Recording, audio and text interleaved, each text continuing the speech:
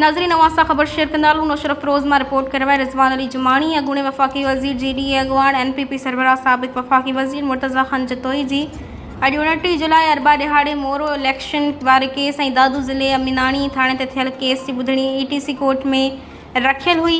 जज साहब मोकल ते हुअण करे ग़ुलाम मुर्तज़ा ख़ान जतोई के दादू अमीनाणी केस में 31 जुलाई ऐं बिलावल ज़रदारी केस में 16 अगस्त मिले कोर्ट खां ॿाहिरि मीडिया सां ॻाल्हाईंदे ग़ुलाम मुर्तज़ा ख़ान जतोई चयो त मां पहिरियों ॾींहं खां चवां पियो त कोर्ट असां सां इंसाफ़ कंदियूं। कल्ह हिंगोरजा थाणे ते हिकु कूड़ो केस में जज साहब केस के रद्द कंदे बाइज़त बरी कयो आहे। नुशरफ रोज़ में अमन अमान जी सवाल ते जवाब ॾींदे चयो त पुलिस कूड़नि केसनि दाख़िल करण मां वांदी थिए त सिंध में अमन अमान कराए सिंध करप्शन खोरन चोरन फोरन जे हवाले कई वई आहे।